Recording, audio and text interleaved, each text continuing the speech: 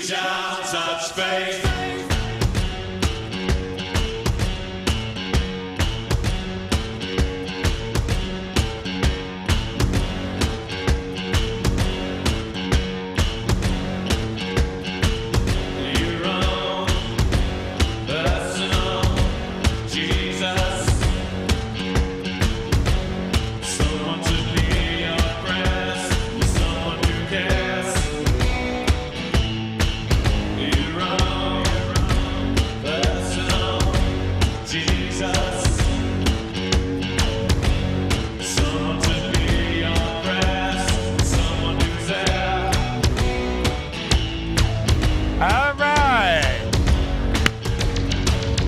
Bring it down.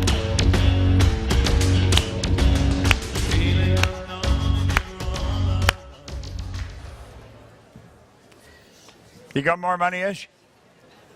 You got more? $202.02.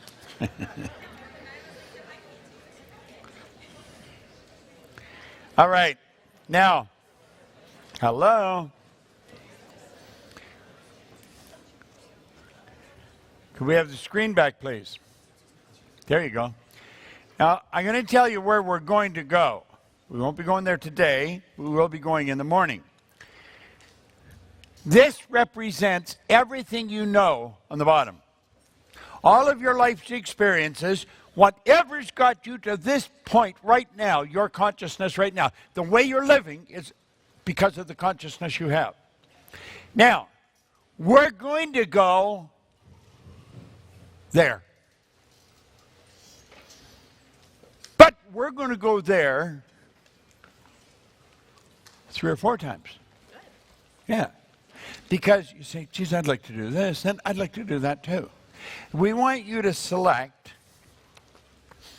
3 or 4 targets, ideas that really wind your stem. You think, wow. And at the same time, an idea's coming, you can't do that. I mean, you're too young. Who do you think you are? You can't do that. You're a girl. You can't do that. You're a guy. You're too old. The world is full of these ideas. Now, to go there, first of all, let's understand not many people do. Not many people do. Even just for their own personal enjoyment on a very temporary basis. Now, I loved what Lawrence of Arabia, T.E. Lawrence, said. He said, I dream in the day. All men dream, but not equally. Those who dream by night in the dark, dusty recesses of their mind wake in the day to find that it was vanity. But he said, the dreamers of the day are dangerous men, for they may act their dreams with open eyes to make it possible. This I did.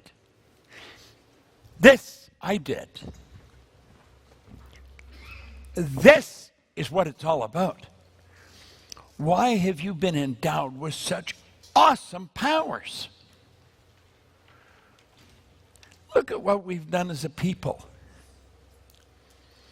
You can fly right across the country, nothing flat. I was flying from Dubai to Melbourne, and I got on the plane. One of the air crew, this girl came up and she said, would you like to take a shower, Mr. Proctor? I smiled and I said, you put me on. She kept a very straight face. No, sir, no. We're taking times for a shower. You'd have to book it. I said, there's a shower on the plane. She said, yes. I said, you're damn right I'm going to take a shower. I just wanted to say I'd had a shower at 35,000 feet. Now, and it was a big bathroom, big room where the shower was. It was a tile floor, and the floor was heated. It was warm. God, it was just the coolest deal. I've had it 2 or 3 times now. I've had the shower there. But, you know, if somebody had suggested that, you're going to fly from Dubai to Melbourne, and you can have a shower. They'll make you a hot meal. You could lay down and have a sleep, or you could watch a movie. You know, that would have been so outrageous in 1900. How did the Wright brothers ever get the idea they could actually get us in the air? Well, you see,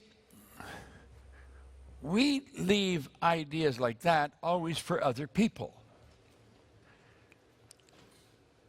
There is a place. We've got to understand that. There is a place. That's a frequency. You have tuned in on a specific frequency when you let your mind go, when you dream. Now, if you go back to page 22,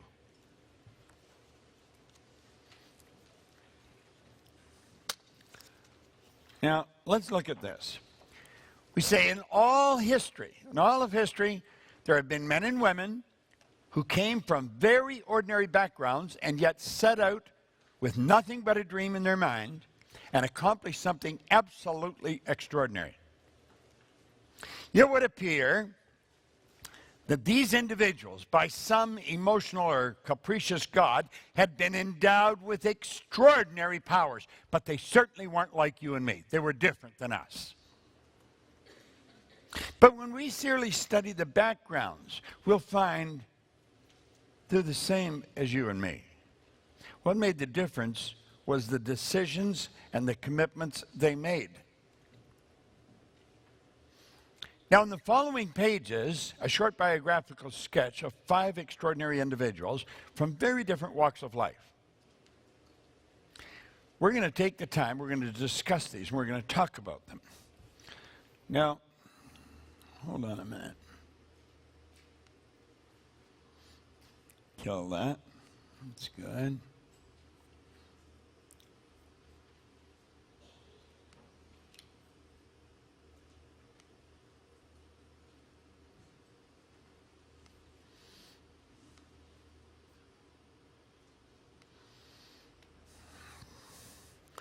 Okay, come back. Thank you.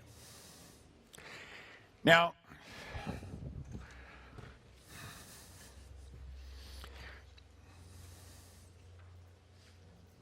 I'll frequently be talking to people that are going to take a giant step forward. And there could be a respectable risk involved. And that really causes most people to back off. And I'll ask them, I'll say, you married? Yeah. You have a family? Yeah. Do you think that there is any possibility that you and the family might starve to death? No, not a possibility. Do you think there's even an outside chance, just on the very outside, that you and your family would ever be on the street? No. Well, I said, then the worst that can happen couldn't happen to you. What the hell are you afraid of?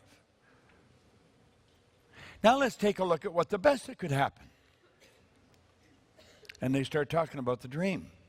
Now, do you see, we do this, but then we cut the dream off.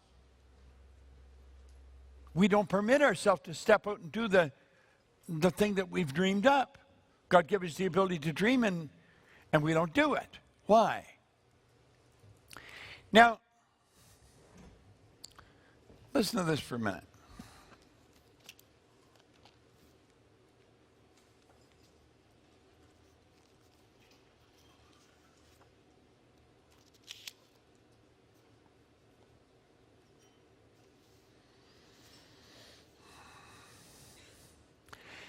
Analysis of several hundred people who had accumulated fortunes well beyond the $1 million mark, this is written in 1937, disclosed the fact that every one of them had the habit of reaching decisions promptly and of changing those decisions slowly if and when they were changed. People who fail to accumulate money, without exception, have the habit of reaching decisions, if at all, very slowly, and of changing those decisions quickly and often. You see, they're afraid to bet on themselves. They don't really realize what they've got going for them. Now, I want you to pay attention here because this is the only thing we have to really understand and then make some moves. Let these lines represent levels of vibration. Levels of vibration are often referred to as frequencies, okay? So we think on frequencies. Now, let's say this is the frequency that you and I are thinking on. That's the frequency I'm on. You can use it and say that you're on the same frequency. And it's because of the thoughts we're thinking that we're getting the results that we're getting. So we take a look at our results and take a look at our life and results never lie. Results tell the truth. Results always tell the truth. Never, ever, ever lie. Now, we'll say this is where I am, but that's really where I want to go. Now, this may actually turn into a goal, and the person may follow all the rules or the laws, and they might get there. Odds are pretty good they won't. They'll say, I'm going to do that as soon as I get the money. I'm going to do that as soon as I get the money. We were thinking of doing that, and I think we're going to do that when the kids are out of school. Yet we go on and on with all kinds of excuses. We say, you know, I'm going to do that when whatever. It doesn't matter what it is. You didn't do it. Now, why? We don't know why. It's a habit. This is where we live. We never leave this frequency. Sandy quoted Kyle Cease. What did he say? We can always measure what we're letting go of, but you can never measure what you're going to get. Yeah. Now look at. If that's where you're at, pretty soon the decision dies, and when the decision dies, what we called a goal, which wasn't really a goal at all, it fades away and it dies too. Now what are we going to do? We got to know why we're doing what we're doing. We say, this is the frequency that has the thoughts to manifest your goal. A radio station's on a frequency. If you want to get candlelight and wine music, you don't go on an AM talks AM band. You get onto an FM band. If you want the ideas that's going to take you to the goal, give you the financial independence you want, you've got to get on that frequency. We're operating down here on this frequency. This is the frequency we're thinking of. We're saying, I'm going to do that when this changes. That thing's never going to change. This is where we're thinking.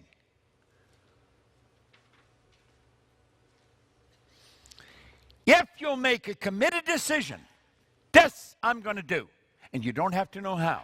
You do not have to know how.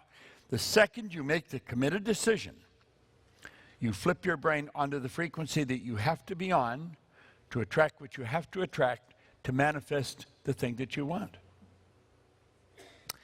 You see, I wondered for a long time, because I used to read that paragraph or that book or that chapter over and over and over. How did they make their decisions so fast?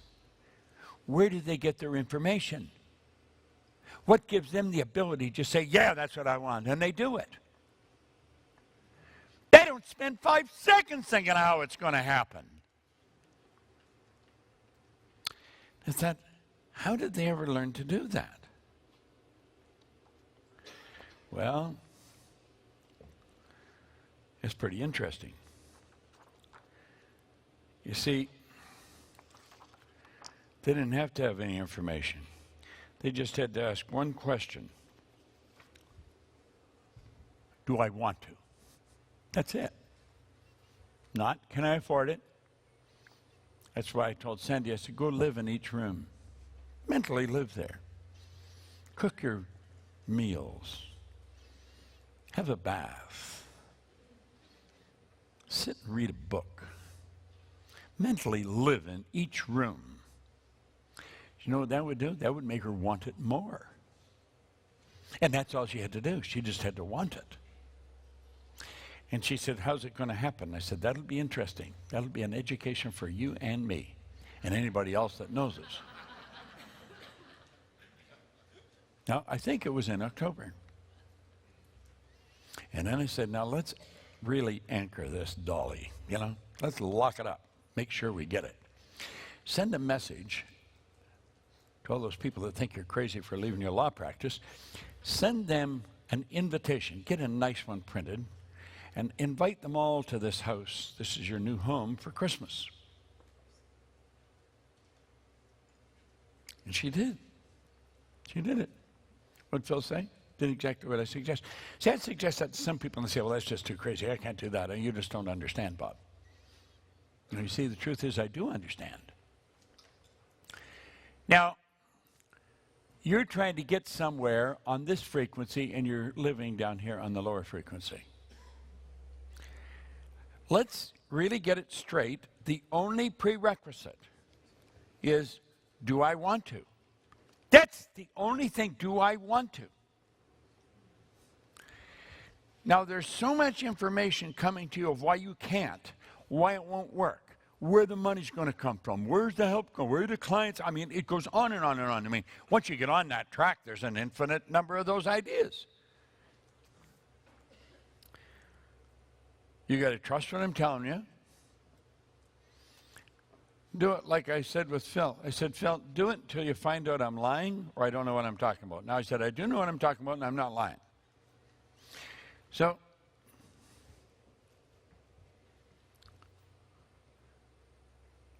what else do we have to do? We better get mixing with someone who's very rock solid in this way of thinking.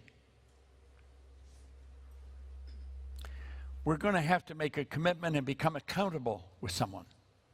Now, I told you earlier, we want you to pick 2 people. Pick 2 people. And if somebody asks you, don't for 1 second be shy and saying, no, I'm sorry, I wouldn't be able to do that now. Don't be afraid to say no. Nor should you be afraid to ask. Ask. If you don't ask, you don't get. Now, first of all, not everybody's going to get the person they're asking. First time, third time. That doesn't matter. Here's the prerequisite. You've got to have respect for them.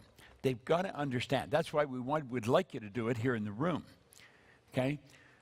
You know that the people here in the room understand this. So they're not going to let you off the hook.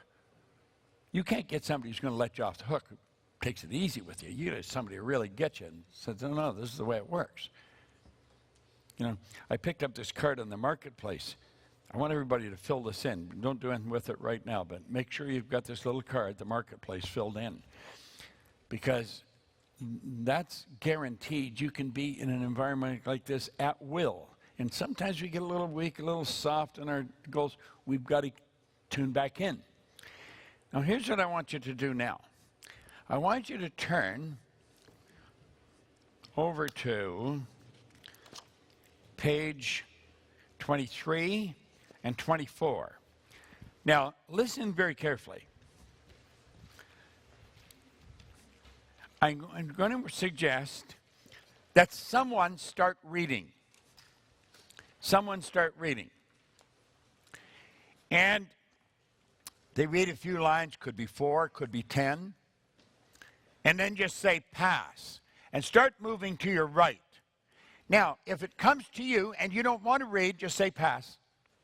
And let it go the next. Don't be afraid. Don't be afraid to say pass. You let it go. Read a few lines, and I want everybody to listen carefully. We're reading about individuals, 5 individuals that have done extraordinary things. How many remember Hedy Lamarr? You hold up your hand, you're telling your age. I mean, she hadn't been around for quite a while. Very famous movie star. Well, you're going to get some information on her here that's quite different. She helped win the Second World War. She laid the groundwork for Wi-Fi, and, you know, I never knew any of that until I started doing some research. Anyway, here's what I want. I want you to read one at a time, and then I want you to discuss what you think about them. Discuss your thoughts about them. And understand this. Try and figure out how you could convince yourself that they're actually something totally different than you from a different planet. You can't do that, can you, Dolan? You can't either. Neither can you. I want you to get entrenched in the idea, damn, these people are just exactly the same as us. You know the difference? When these wild ideas come into their mind, they take them serious. They know that if they can see it, they can do it. That's how I live today. I didn't always live that way. In fact, I studied this for a long time before I really started to live this way. But man, I live a charmed life. I mean, I wake up in the morning, I'm doing exactly what I want with the people I want to do it with. When I want to go somewhere, I just phone and we get the plane and away we go. I'm not going to go to the airport. Airports are negative places. They're angry places. So, you know, why not? What the hell? We're only going to live once. Live well. Do you know the more comfortable you are, the more creative you'll become? Does that make sense? Makes a lot of sense. And we see people live in this way, but we think they can, but we can't. If they can, you can. You say, God, I wish I'd learned this from a young guy. Well, you didn't. You're here now. Yeah. You don't know how long you're going to, you could be here for another 100 years. My God, the way medical science is moving us along, they'll probably bring you back as soon as you die and let you start all over again pretty soon. No, think. This is an easy one to cop out on, to not really pay attention when somebody's reading and not really contribute when you get talking about them. Don't do that. Don't do that. Now, I'm going to call time, and then we're going to move on. Okay, go ahead.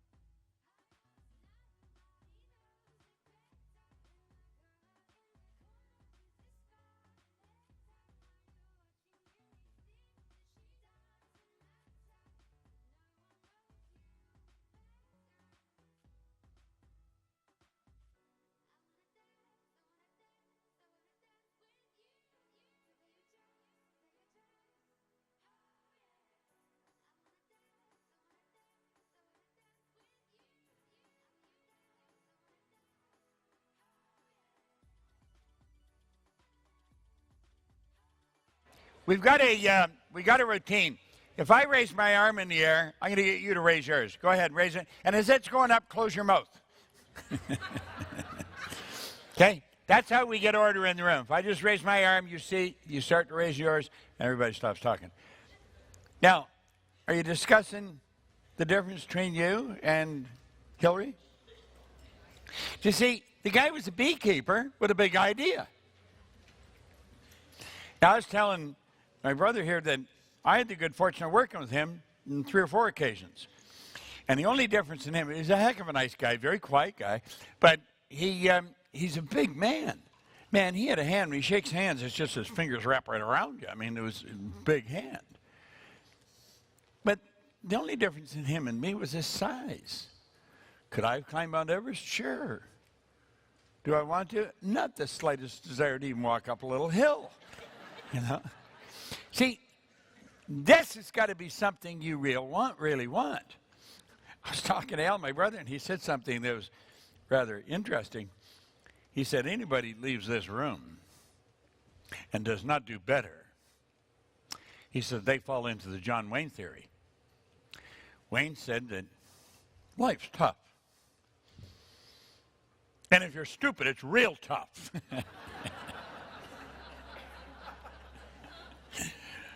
Kind of like that. That's so true. Like, I was real stupid. Man, was it tough. I'm not going back there. There's a Spanish distiller one time said the good life is expensive. There's another way to live that doesn't cost as much, but it isn't any good. I like that. Now, let's go to the next one. We looked at Hillary. Let's take a look at Buffett. You know, I think anybody that knows anything about Warren Buffett, there's something in you that you know he's just a very ordinary guy that has done something very extraordinary with respect to money. I don't think anybody thinks Buffett's some kind of a rocket scientist, you know, magician or anything. I don't think they think that at all. At least I don't. I've always thought of Warren Buffett as a very ordinary guy. He lives in a very ordinary house. He presents himself in a very ordinary way. And he just does what he does because he likes doing it and he's good at it. Well, try and think about that for a few minutes. Why couldn't you do what he's doing? Why couldn't you do something comparable? Then turn over to page 27 and look at Hedy Lamarr. Now, this woman has had, she's gone now, but she had a pretty interesting life. First of all, she had to escape.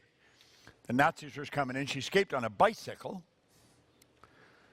She became a very well-known movie star, was considered one of the most beautiful women in the world in Hollywood at one time.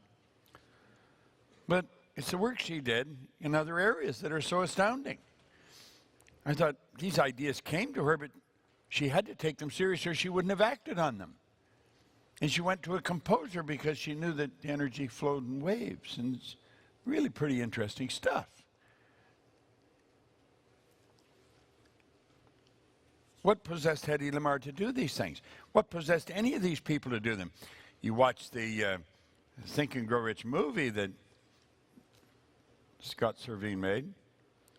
And it's really illustrated beautifully how he was asked to leave school in grade 3.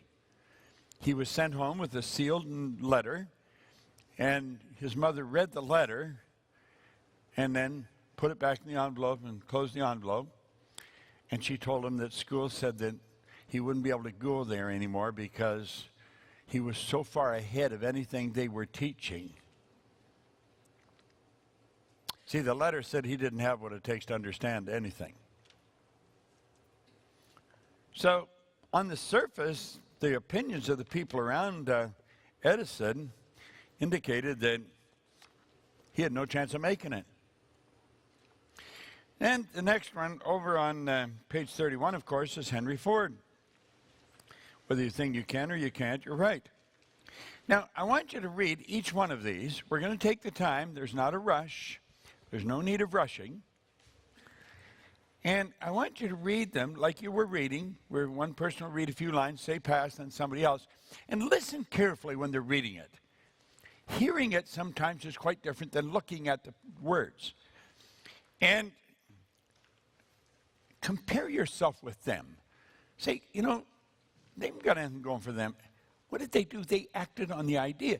Now, you see, before you came here, you might not have understood a lot of this, but you're getting to understand it pretty well now. And so when an idea comes to you, there's something in you that's going to know you can do it. Isn't that right? Now, that doesn't mean we're not going to reject the idea. Doesn't mean that at all. You could very well quickly reject the idea. But I'm going to tell you, when you reject it, you're going to be well aware of what you're doing. You will be aware that you're doing it. That doesn't mean you're going to stop. But you will change it. See, this is a changing in what we're going to do with ideas. I'll give you an example of how this works. When I was a kid, I hung around with another kid, Jack Gregory. Now, this was during the Second World War. Not many kids had a father at home. Almost all the fathers were away, fighting somewhere. Jack's father was home. He was older, quite a bit older than any of their other fathers. And so he was home. He was too old to go in the service. But they were the only ones that had a father at home out of quite a large number of us. I used to always say, if I was talking to more than one of you, are yous coming? If there's two, are yous coming? Now, whenever I was around Gregory's, Mrs. Gregory would always correct me, Bob, it's you, it's not yous. And I used to think, she's so stupid, there's more than one. No, this is real. How did I learn to say, are yous coming? That would be the more interesting question. At any rate, I'd say, are yous coming? And she would be forever correcting me. I got there and I hated listening to her saying that. Bob, it's not yous, it's you. And I think it doesn't even sound right, say, are you? There's more than one. But then I started to hear other people say, are you coming? And it would be more than one. I was aware they were saying it. That's creating an awareness. And I'd hear somebody else say, are you coming?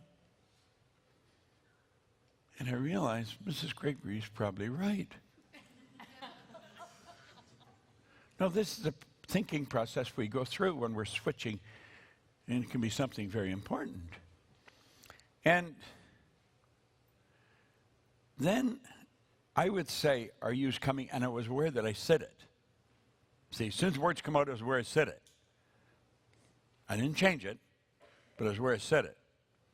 Then I got to the point I was going to say, are yous coming? And I would say, are you coming? And it felt so awkward. It really felt funny. But I did it. And now even telling you that I did this when I say, are yous coming? It sounds so wrong and so awkward. But that's how we do it. We become aware, first of all, of what we're doing. That doesn't mean that we act on the idea, but we're aware. And we're aware that if we thought it, it can be done. Because everything starts in the non-physical. Everything we see, everything here is the manifestation of nothing but an idea, even the pattern in the carpet. Everything. So when you read this, you're reading it just to relate. Then spend some time talking. You talk about Hetty and Lamar and talk about her. And then the next one. So take some time and do that now. Now what we're doing, we're going to get your mind prepared so when we say we want you to go out there and recognize it, I want you to write it down. Even when you're doing it, you're going to think this is stupid, but you're going to know why you're doing it because it isn't really stupid. It's very wise, but you just haven't been doing it because it's illogical. You don't know how it can be done. See, what you really got to do is fight logic. If you're just going to do things that are logical, you're going to have a pretty dull life. All right? Okay, go ahead and start reading.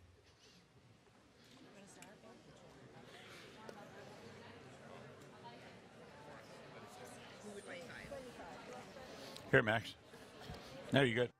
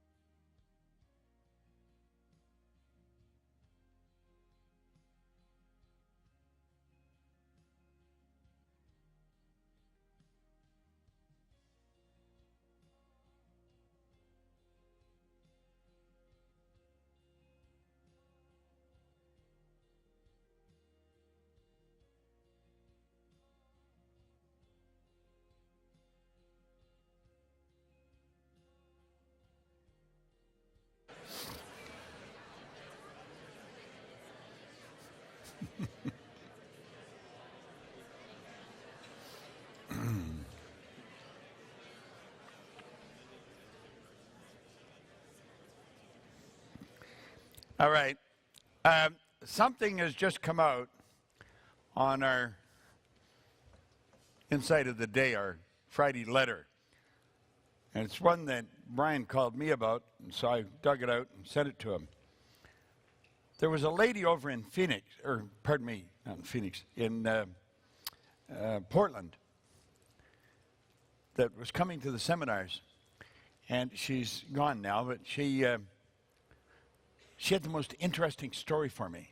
She was an interesting woman, very good-looking woman. She did acting on the stage, and she was selling, I think, when I met her. And she told me the most interesting story. She went to try out for an act, for a role in a play. She and two of her girlfriends went. And she got the leading role, and the girlfriends didn't even get in the supporting cast.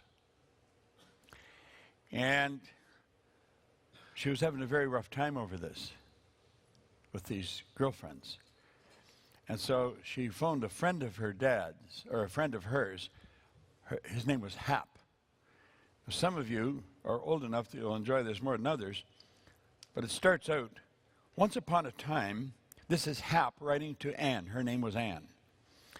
And once upon a time, there was a fellow by the name of Al Cap who wrote a comic strip called Lil Abner. How many remember Lil Abner? How many never heard of Lil Abner? Yeah. It was a while ago. All right. I was talking about that one time. They said, who's Lil Abner? And I thought, what? You don't know who Lil Abner is? Anyway, many years ago, a comic strip called Lil Abner. Many years ago, he had some characters in his strip who lived in a town near Dogpatch. They were the town bums, the ne'er-do-wells, the failures whose whole aim in life was to pass judgment on others. Their criticism and ridicule became so vehement that in time, the rest of the people in the town became acutely conscious of it. The boys down at the stable, as they were known, as they were called, because that's where they spent most of their time, soon set the social standards for the whole town. Nobody could do anything without their sanction. Because they lived within the structure of this crummy little world, they would laugh and point their fingers at anyone and everyone who tried to be better than he was. As a result, the people feared the ridicule of the boys down at the stable, so much so that they stopped trying. Soon everybody became bums and the whole town died. In every situation, Anne, whether it be family, town, country, or state, there are the boys down at the stable. They're the jealous ones. They're too scared to try something different, and they show their ignorance by laughing at those who do. Learn to recognize them, Anne, for what they are. Don't let them hurt you. It takes a certain amount of toughness to succeed. One has to rise above those who would tear you down so that they can laugh and say, I told you so. There are too many of us who love you and want you to make it. And I could put myself at the top of the list. You aren't going to fall flat on your face as they would have you. You're going to do a superb job. Remember, the show is only one small step in the direction of greater things you will do, many of which are beyond your wildest dreams. All you have to do is want to. One of the things I like about you best is you always give it hell for try. The show will be a success because of you and others like you who try. There are only winners in the cast. The losers are gathered down in the stable, laughing and hoping for our failure. If we could dig down deep inside of them, I'm sure we'd find they would like to win also, but they're too scared to try. And they attempt to cover up their own ignorance or their own failures as human beings by laughing at those who do. I'm sorry for them. Their guilt must make them very unhappy people.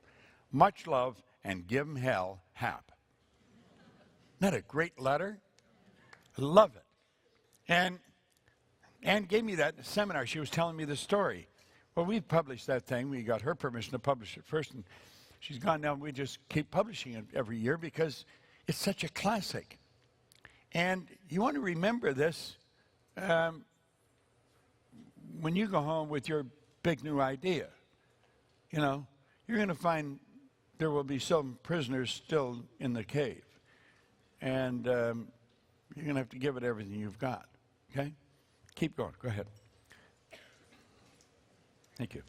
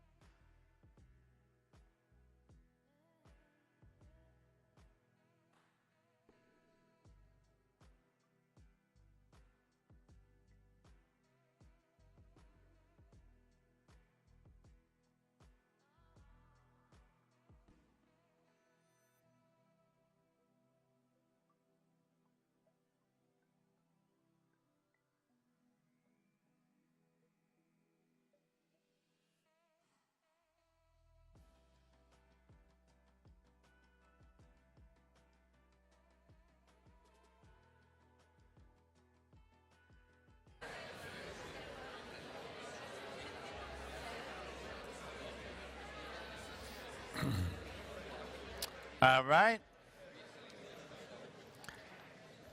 You know, we are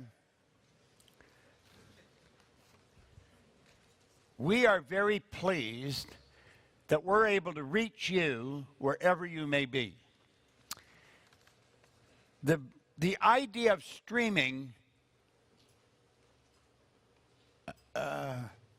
probably was an absolute fantasy in people's minds before it ever became a reality.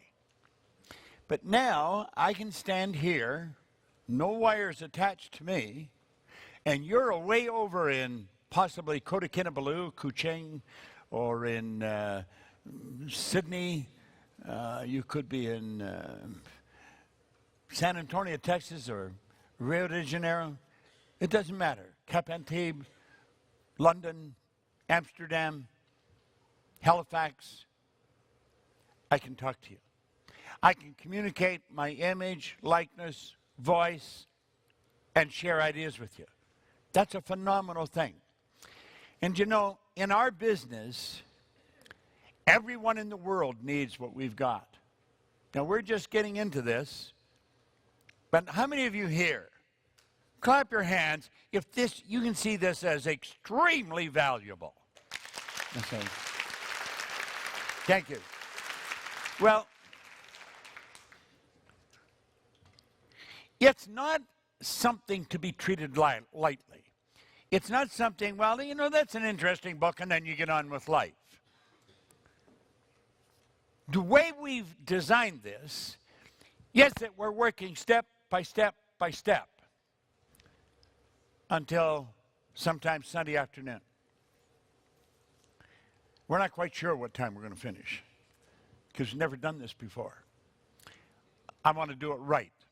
I want you to understand each one of the steps in this process. Because when you understand them, you will know that you can accomplish anything. Now, I'm always working on a huge goal. I encourage everybody in our company to do the same. We teach this information in the company all the time. Sandy come across some really interesting information on her phone. And I said, get Mikey or somebody to print that for you. We were talking about it earlier. Positively impact the world around you. Now, that is really what we're working at doing. And some of you, if any of you think you'd like to do this with us, we want to talk to you. We're recruiting people all the time to learn how to teach this information because I've spent my whole adult life putting it together, and now we're attempting to take it to the world. The 13 principles of success that Napoleon Hill researched over his entire lifetime, along with Scott and Andrew, we've recorded that. And it will be a live program soon. But Scott does great work. Now, if you've got a desire inside to do this, do it. It's the most phenomenal business. I always laugh at times that it's even a business. I just love it. I mean, the idea of not doing it, I can't even imagine. And I've watched the various people that come into our business. They're from all over the place, different walks of life, different professions. And Sandy is a good example of that. Well, you'll understand why. You know, I was thinking of this billionaire concept. If you were to ask my grandfather what a billionaire is, he would tell you it is someone with $1 billion. Today, that definition has changed, even by Forbes standard. Now a true billionaire is someone who impacts 1 billion lives. The value of money is declining, and in order for us to have true value in this world, you need to add positivity to the world. It's so much easier today than ever, especially in the digital age. To dive in this more, I revisited a conversation I had with Jason Silva from the 5 Minute Friday. Now, he points out Jason Silva is a media artist, a futurist, philosopher, a keynote speaker, and TV personality. He is the creator of Shots of All, a short film series of trailers for the mind that serves as a philosophical espresso shots, exploring innovation, technology, creativity, futurism, and metaphysics of the imagination. He is also the Emmy-nominated host of National Geographic Channel hit TV series Brain Games, which airs in over 100 countries. I found that so interesting, and it just struck me as being so accurate. It's influencing 1 billion lives. Well, that's what we want to do, and we'd like you to help us. And there's all kinds of ways you can help us. You can help us by sharing this information with your loved ones, sharing the information with people that you work with. Share it just by absolute strangers that you just may chat up a conversation with. Now, flip over on 38 for a moment. Page 38.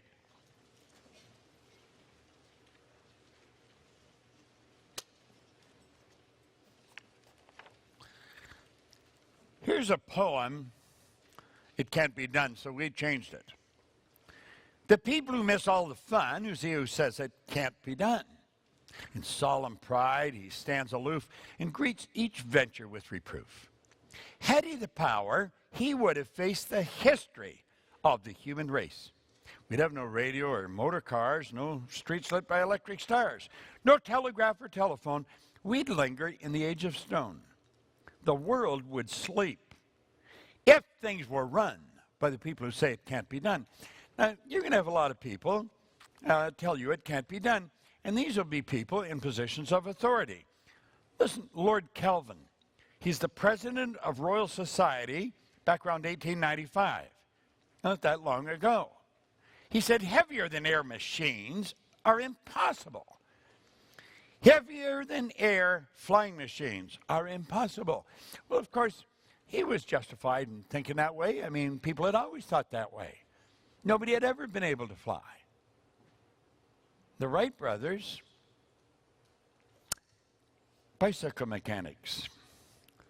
Tris Speaker, 1921, Major League Baseball star, Hall of Famer. Babe Ruth made a big mistake when he gave up pitching. Well, of course, anybody who knows anything about baseball realized how far off track he was.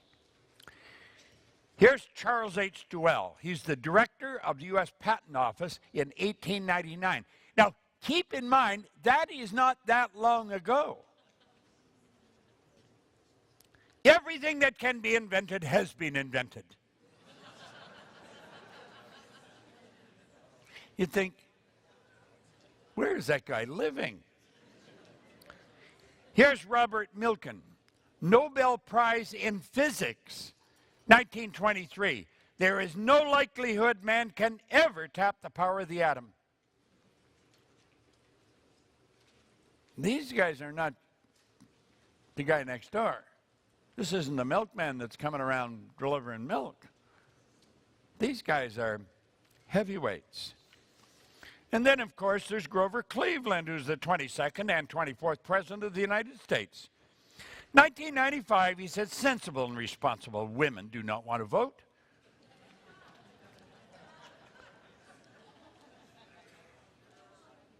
It's a wonder somebody didn't shoot him. Now, and then get this by Harry Warner, Warner Brothers, 1927. Who the hell wants to hear actors talk?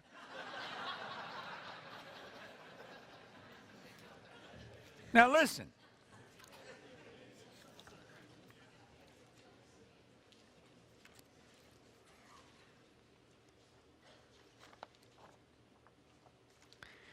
As you start to dig into this,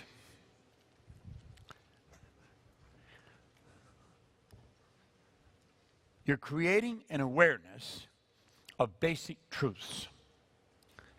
Someone said, when you hear the truth, you'll know it.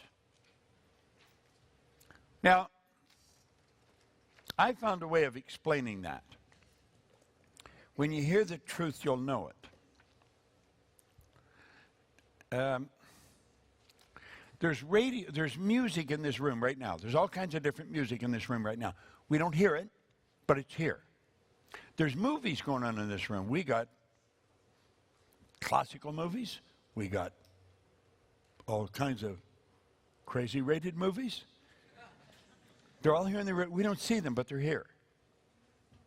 Now, if we turned on a little transistorized radio, just turned on, you'd hear the music.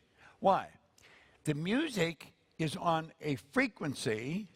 There's a receiver in the radio that picks it up, speeds it up, sends it back out on a frequency that our ears are in harmony with.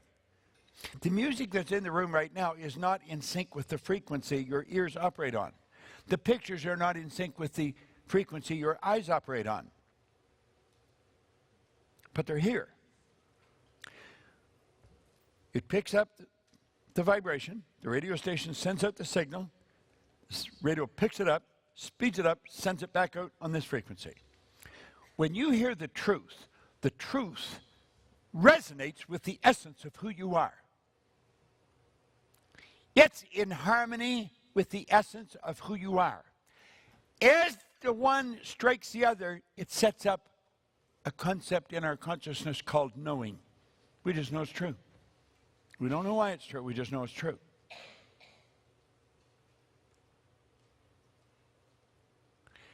We've got to create a lot of confidence in ourselves, in who we are and what we're capable of doing. I have seen so many changes take place in people's lives with health, with relationships, with money.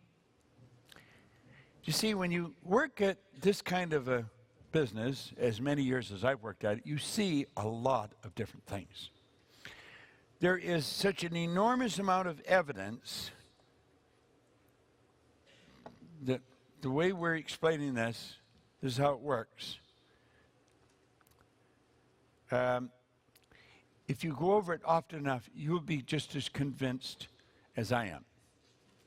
And that's called believing. And you got to believe. You really have to believe. To believe, it takes an enormous amount of knowledge. You've got to understand you are capable of taking it all in. You're capable of believing. Your belief system is based upon your evaluation of something. Frequently, if you reevaluate a situation, your belief about that situation will change. Most of our beliefs are absurd. They're crazy. They're really silly. We come up with all kinds of ideas why we can't do what we really want to do. I want to suggest you make up your mind that you are going to do nothing now, but flip. Every time you go there, you switch. You go to thinking of how it can be done. Doesn't matter how ridiculous it is. Mark Victor Hansen, Jack Canfield, and I were all working together in the $1 Million Forum when they come up with the idea for Chicken Soup for the Soul. And I remember, I forget it was Mark or Jack, come over and says, Proctor, you got lots of stories, give us some stories. And they told me what they were going to do. And I thought, it's a pretty cool idea. And this is in a seminar. We were running the seminar together, a bunch of us. And then Mark says, we're going to sell 50 million before the turn of the century. Now, anybody who knows Mark Victor, he has a very, very active imagination. And I thought, you are crazy. There's absolutely no way you're ever going to sell 50 million. But I didn't say that, because we're in this business. You can't tell people they can't do it. You put yourself out of business. You see? We were talking about that on the phone a couple of days ago. Every time I see him, that comes up. And I told him one time, I told an audience one time at a convention or something, he was there. And I said, I was wrong. They didn't sell 50 million. They sold 75, I think, 75 million, something like that. It was a publishing phenomena, you see. But here we are, we're doing this, and I'm saying, well, you couldn't do that. The truth is, you can do anything. And whenever I have a bit of a doubt, I think of Chicken Soup for the Soul. Now, everybody's soul liked chicken soup and went into books because there were racks of them everywhere. But that was a publishing phenomena. But it was an idea first. And he believed in the idea. And he paid the price. He did interview after interview after interview, day in, day out, day in, day out. If you can see it, you can do it. It's got to be something you want. Wants come from inside. I would like all of you want to do what we're doing. But that's not the way it's going to be. But I want you to leave, and I want you to do what you're doing so much better than you ever dreamed. Those of you who are in networking, see yourself way at the top. Act like you're already there. Walk, talk, speak, live like you're already there. Don't set a small goal. Don't set something that doesn't really wind your stem. Set it so big it jazzes you. It really gets you going. Now we're going to take a break, and after the break, we're going to have a bit of a panel, and then we're going to get into some other exercises. But you're going to hear from a woman who, a very astute businesswoman, who got into our business with us, something like yourself, Alma. You want to listen to this woman very carefully. And she's down under in on the Gold Coast, doing a phenomenal job there, you know. And then a couple of men in the company, and they're going to talk about this business. I want you to listen to them. Now, you may and you may not want to do it, but there's probably some of you would like to do this. It can be a part-time venture, it can be a full-time venture. I don't think it's part-time for many people very long because you get so involved, it's so phenomenal. And I could show you later, it's potential-wise, it has the highest income potential of any business there is, because that's based on the law of providing service. We provide so much service. So we're going to do that after lunch. I want you to keep in mind that we've got a phenomenal concept. We'll tell you more about it as the weekend goes in the PGI marketplace.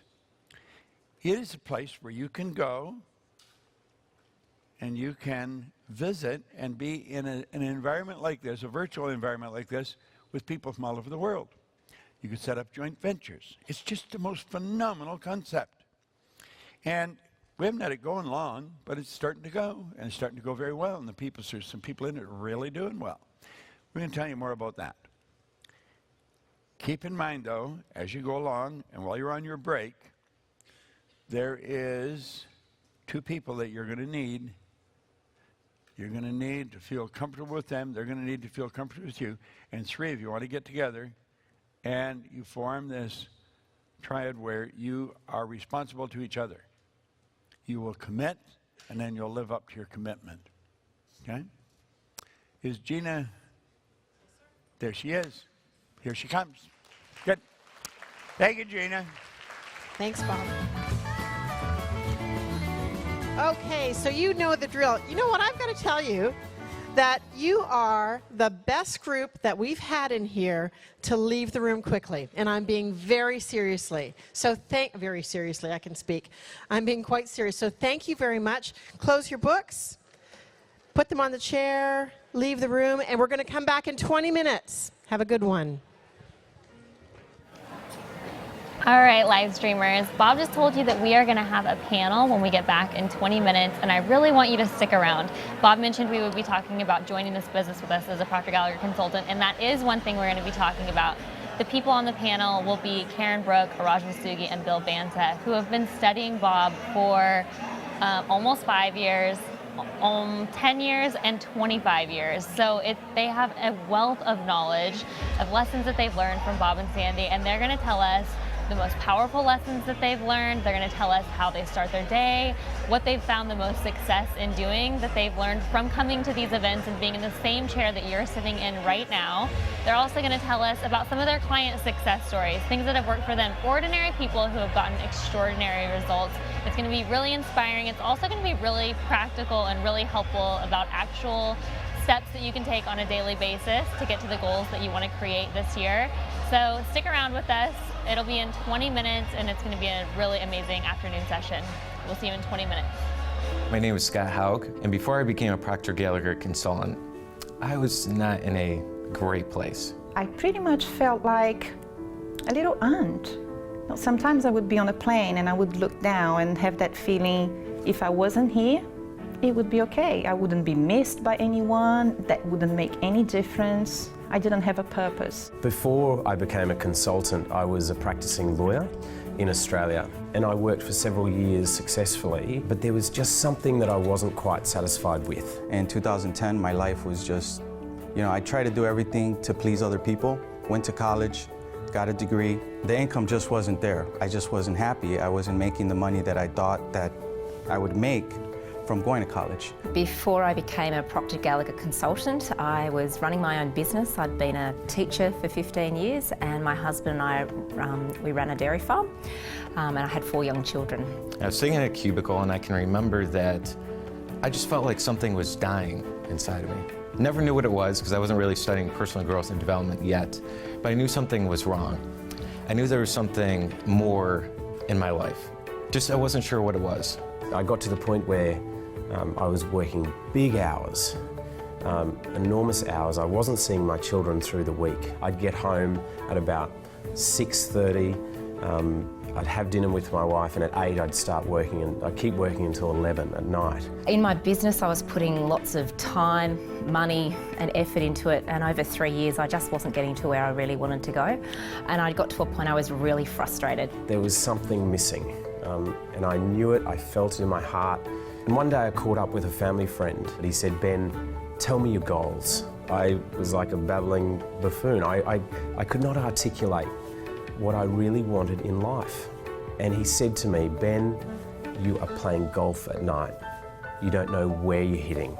You know, it's like being in a cave for so long, and all of a sudden you keep on looking for this, tiny little light. Where is the exit? I like the quote that Bob Proctor uses about Vernon Howard.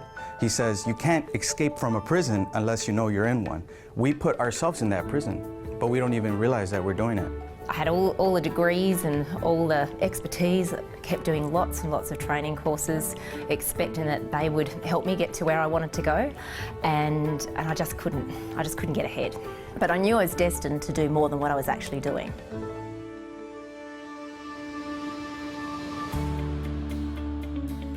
I went to a Bob Proctor seminar. At the time I had no income, probably had like $500 left in the bank account. I sold my truck just to go to the seminar. And when I saw Bob speak, I knew there was something very important to what he was saying. I didn't know what it was exactly, but I knew that if I wanted to change my life, I had to do something different. I watched a Paradigm live stream. I literally realized, my God, I'm not broken. Like, when I heard about paradigms and how they were limiting my life, it was like, oh my goodness, this huge veil lifted off as the possibilities of what my life could now be like. I did watch The Secret for the first time December 2015, and there and then I made the decision Bob would be my mentor. He told me, find out what your definite major purpose is in life. So I wrote that down in a book, and I put my definite major purpose in life was to help a lot of people, right, and make $1.75 million by January 1st, 2017. Bob said, if you want to teach this material, if you want to help the world, kind of liven people up, help them transition to a better life, you can become a consultant with the Proctor Gallagher Institute. And instantly I had like fire throughout my body, and I knew exactly this is what it's going to be. So I didn't have the money though. And like I said, I was kind of broken, that income. And when I made the decision, everything changed. Like I said, I didn't have the money, but I set a goal date for August 20th, 2016 to become a consultant. And on August 19th, 2016, it came. I borrowed the money. And I borrowed the money to get into the program, and everything in my life has been so dramatically different. I think what made me to really make a decision was when I heard Bob saying, just don't worry about procrastination, just go to the polar opposite, which is make a decision. And I was like, that's it, I need to make a decision to become a consultant. Fast forward 2 years, I'd become an accredited consultant with the Proctor Gallagher Institute, and am absolutely loving the journey in my own personal growth, but also helping others around the world. I have clients in Australia, I have clients abroad. So it's very, very meaningful to me that I'm helping influence them to be better people. It's all about betterment, and through that I'm becoming a better person. Becoming a Proctor Gallagher consultant, I signed up straight away. I knew that this was going to be the avenue that I could go out, change people's lives and really help them in their own businesses, but in their life. How that could then flow down throughout their everyday life with their families as well, enriching their lives in so many ways. I actually have a couple students that already hit the $1 million mark as well. My sister, she's probably gonna watch this video and she's gonna say, wow, you know, it's true. You know, I seen something in her she didn't see in herself, and she just took off like a rocket. I realized that what happens to me, it's not by default or by deserving, but by design. And all I need to do is to be aligned with my true self. And that true self had been lost for so many years because I never had the courage to face who I truly am, because I didn't like who I was. But now that I realize the potential in me, the reason I'm here for, to help people and to help them to realize who they are, everything now makes total sense. When I became a Proctor Gallagher consultant, I started to live my dream. Every single morning, I wake up with lightning. I just going out there helping people change their life. My income, the annual income, changed to a monthly income within a year, and everything in my life is just much better. Relationships, health, everything. Vibrance and who I am is there. I couldn't pick anything else in this entire world to do. I'm gonna do this for the rest of my life. You help people every single day, and as you're helping them bring out the best, you're bringing out the best in yourself. If you are on the fence of becoming a Proctor Gallagher consultant, my advice to you is make the decision. If there's something inside of you that says, like, you love helping people, you wanna impact the world, you wanna change the world, you wanna do something, then this is the thing to do. You have to think about what you really want. And how do you want to serve? We all have a purpose. Ask yourself that. What is that? What's your purpose? If you're even sitting on the fence thinking, oh, I should do this, if you have that desire in your heart that you know that this is something that you could do and do well, just jump in, make the decision. You will not look back. The money's always gonna come and go, the time's always gonna come and go. So if you're thinking about doing this, just do it. You will look back on your life in 6 months, 12 months' time. You will not recognise the person that you are right now. Absolutely guaranteed. You will become a much deeper, a much richer person by becoming a consultant.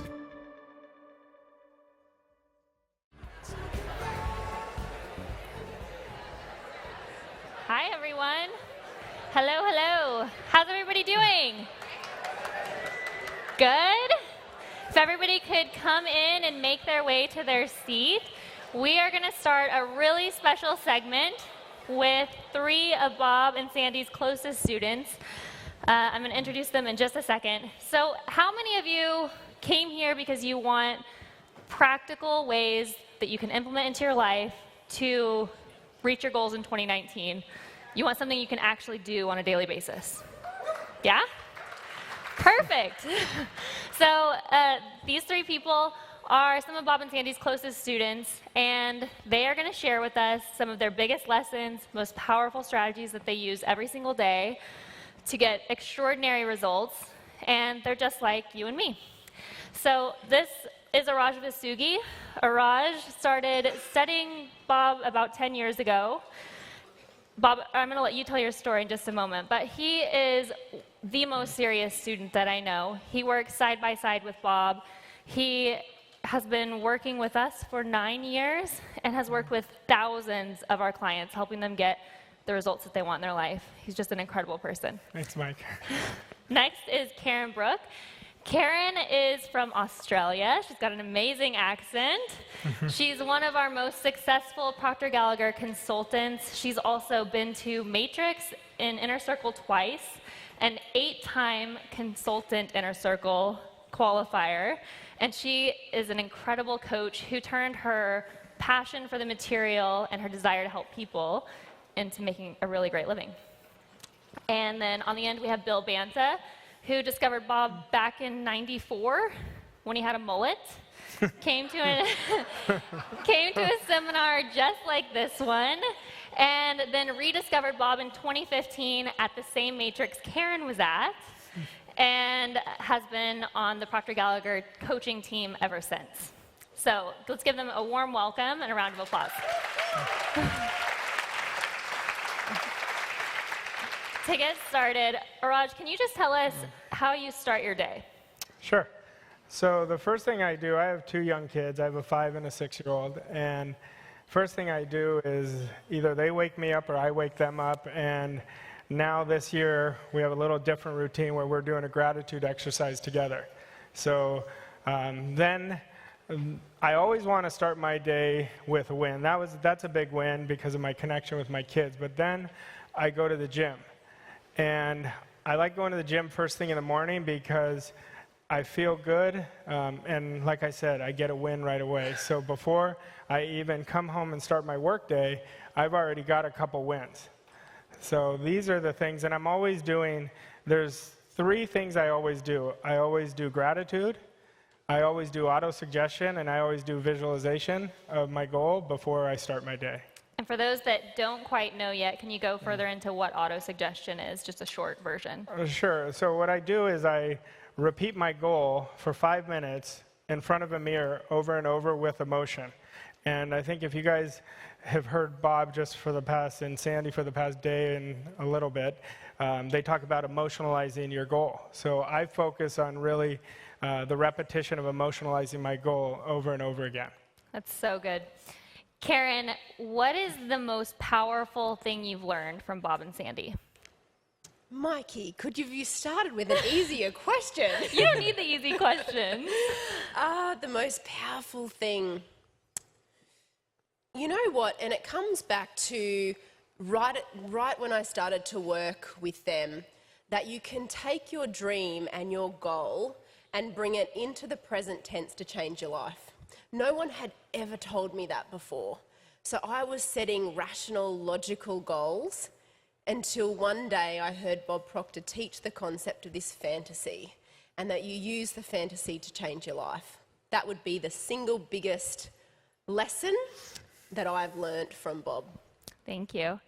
Now, Bill, over the last 25 years, I'm rounding, I can imagine that you've had some peaks, valleys, and plateaus in your growth pattern, so it hasn't been straight up. What do you do when you hit a plateau to get back on track towards growing towards your goal? Well, first you cut your mullet off. Bill's got a great hairdo now. You know, I think just going back to some of the, yes, there's been a lot of hills and valleys. I used to think because of pride, I think, and maybe I could just do it on my own. And so just because you study for 25 years doesn't necessarily mean that you're going to apply it. And so I think in the times where I've had the biggest growth and the most success was when I was accountable. I had a process. I had people that I was working in an environment. I remember one time Bob said that your environment plays a bigger role in anything you do. And that's probably, in my personal opinion, the thing that's changed the most for me, especially over the last 5 or 6 years, is the environment and the accountability. And that's what's been able to help me grow consistently year after year. I mean, I think there's a lot of people that study this their whole life and never really hit that high. So probably the number one thing is environment and that consistent study. Thanks, Bill. Araj, I know that you work a lot on attitude. In fact, I think your team is studying attitude right now. And I was hoping you could tell us a little bit about attitude, and if you have anything you do when you find yourself maybe not in the best attitude. Sure. You know, one of the biggest lessons Bob taught me many years ago was attitude is everything. And I'll never forget it because I was stuck at this one time in my life. And he said, the biggest problem is you're not operating with the right attitude. And he said, anyone could have a great attitude when things are going great. He said, the true professionals have a better attitude when they're under adverse conditions. And to this day, Bob and I will talk about it, and he knows it just as well as I do. That was my favorite lesson. And ever since then, I have studied attitude from a completely different perspective. I used to think attitude was if somebody was optimistic or if I was optimistic, But that's not what attitude is. You know, attitude, as Bob will talk about this weekend, is a combination of our thoughts, our feelings, and our actions. But we have an attitude towards how we're going to show up today in this event. We have an attitude towards our self-esteem. We have an attitude towards whether we're persistent or not. So we have an attitude towards everything. We have an attitude towards earning money. We have an attitude to make 2019 better than 2018. You know, so attitude is everything. And Bob had me study from the Lead the Field program, the magic word. And I'll never forget it, because I've done it every year since. He had me study it 1 year. He said, I just want you to start your day every day listening to the magic word. First thing you do every day. And ever since then, and this has probably been 4, 5, 6 years, I've done it once a year ever since then. That's so good. For everybody who doesn't know that the magic word comes from the new Lead the Field program. It's the first lesson of 12. Karen, you are a quick decision maker, and you've always been a quick decision maker. In fact, I didn't know this about Karen until today when I was preparing what questions I might ask her up here. So I did a little digging, and I found that she joined our email list on January 29th, 2015, and then signed up for Matrix on January 30th, 2015, so the very next day. And when I asked her how long she'd been studying Bob or following Bob before that, she said 14 days? 14 days. That's pretty incredible. So take us back. First, can you just tell us something about decision, and then I want to dive into your story a little bit. Well, decision is everything. If you're not willing to make the decisions to get what you want in your life, you don't deserve it. And for me, that's one of the greatest habits that I have formed, is being willing to make effective, quick decisions that are in harmony with what I want. And it's not always been easy to do it. I've rarely had the resources that support that decision. But when you make that decision, you literally flip your mind into a new vibration, and you always attract, find, create what you need. And so if you want to win, if you want to really make it happen in your life, you've got to have courage to make those decisions. Better results can't happen by any other way. So that's what I'd say about decision. Thank you. Yeah. So take us back 4 years. You were on a call with Raj, actually, and you wanted to come to Matrix. Yes, so I was 14 days into an abundance meditation. I knew that something wasn't right and that I was stuck, but I didn't know why. And I started to study an abundance meditation with Bob Proctor. And I was 14 days into that, and I remember sitting bolt upright in my bed and thinking, this man knows something that I've never heard anyone else teach. And it was so in the pit of my stomach that I went out. I was living in this tiny little 2-bedroom flat, and I went out to the kitchen / dining room / lounge room, all in one, and got on my computer and I Googled, and I found the Proctor Gallagher website. And that was when I joined the email list. And then I thought, is there an event that I could go to? Something. So tell me really quick. You said you were stuck. What did stuck look like at that point? Well, I'd been getting the same kind of results year in, year out, and I just didn't know why. I was clever. I'd run a very successful branding and marketing company for a number of years, but I felt like someone with my kind of knowledge or experience perhaps should have been further along in their career. And then I just didn't feel on the inside that successful. On the outside I looked it, but on the inside I didn't feel it, and I couldn't understand why. And I just knew in my heart that Bob would be able to teach me why.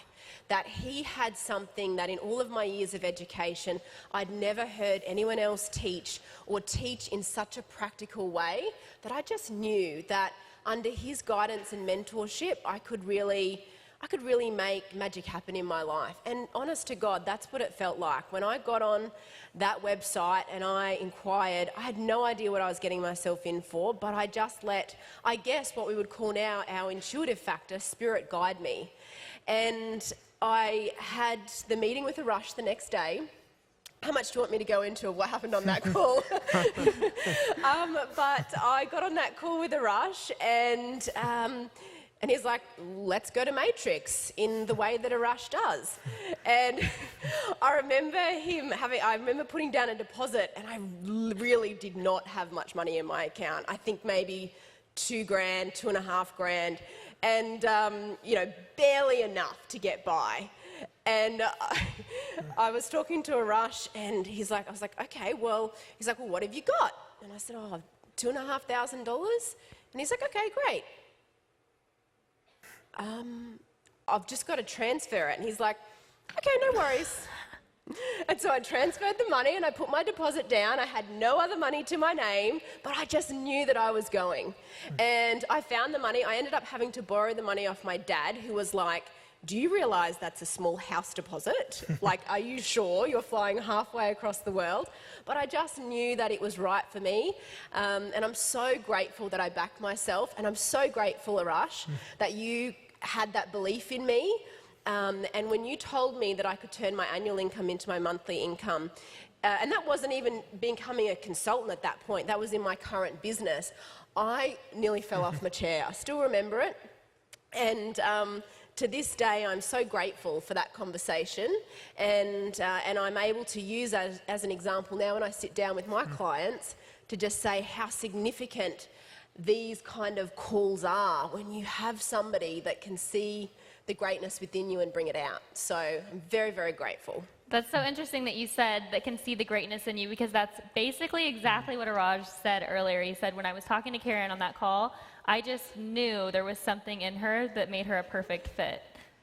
Yeah, when I talked to Karen, we had a Skype session, and I'll never forget it because I remember I was in my old house where I was sitting, and within 5 minutes, I knew she had what it took to really take her life to the next level.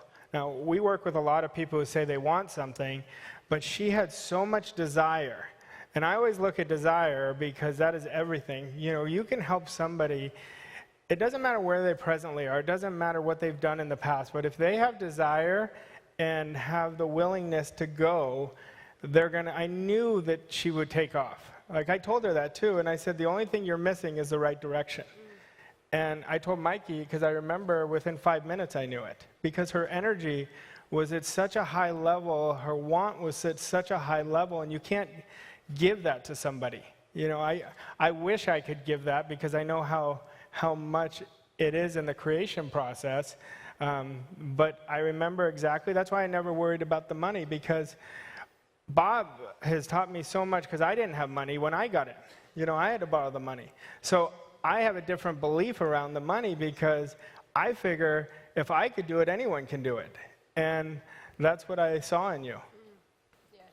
Thanks, Karen. And we're going to talk about you as a consultant in just a little bit. But first, I want to talk about you, Araj.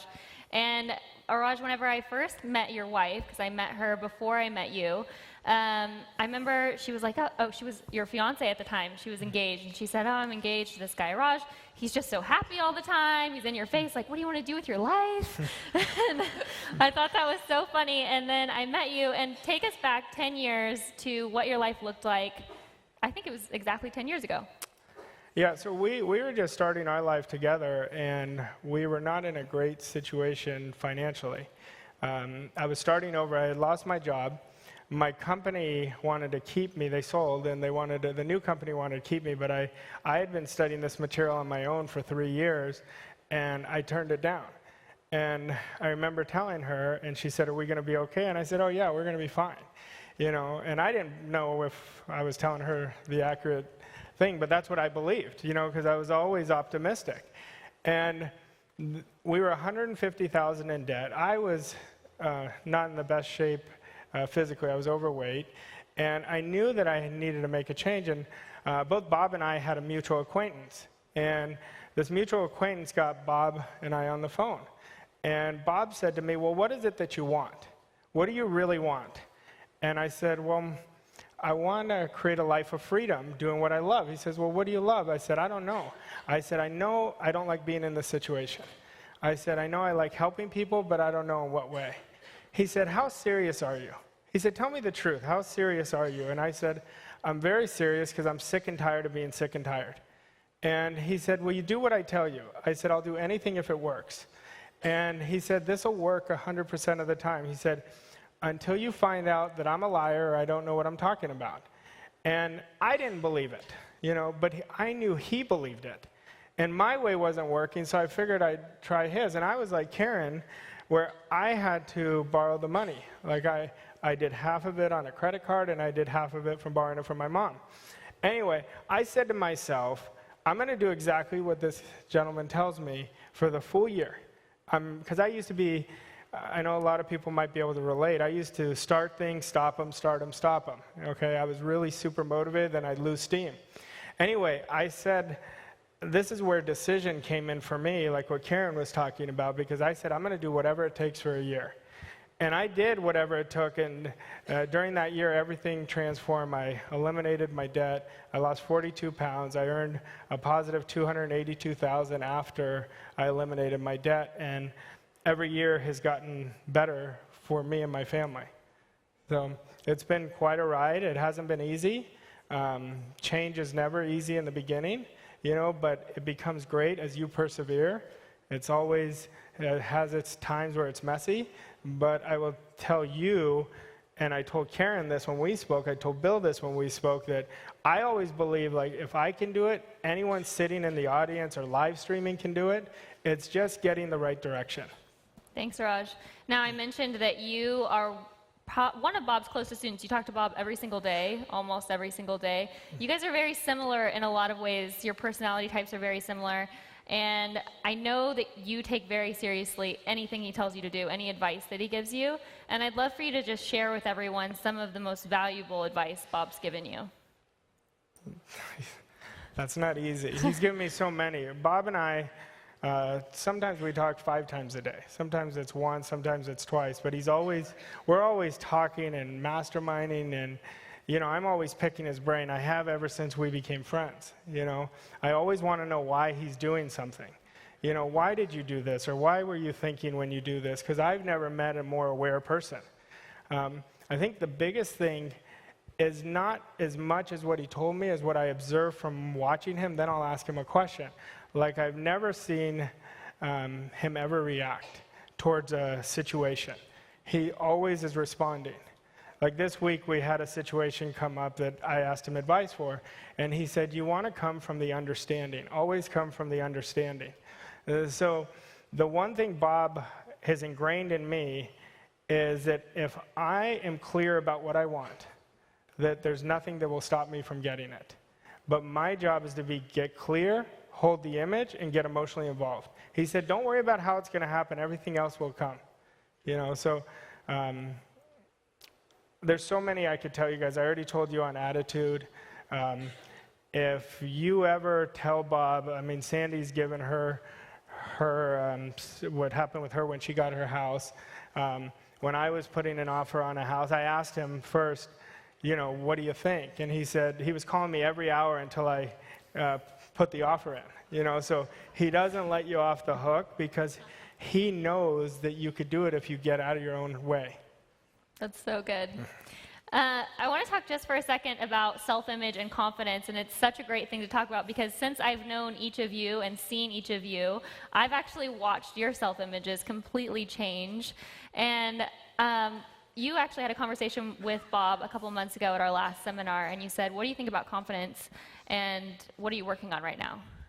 Yeah, Bob and I were actually, we were just at breakfast together, just the two of us. And we were talking about 2019 and goals and what it was physically and on the spiritual side of what we're going to do to grow. And Bob, I asked him about confidence, and he just stopped and he just said, well, it's everything. And he described to me how he had spent his entire life building confidence. And he said, at his age, send love, Bob, not telling him he's old, but at his age, he said, if I don't build confidence, where would I be? And he just said, look at people who are my age. They're losing their confidence. And it was such a huge lesson to me. And I thought, you know what? At 84 years old, if he's studying confidence, I have no excuse. And then he told me that everything about confidence was awareness. And it all came from study and experience and all of those things. And it was just compounded line upon line.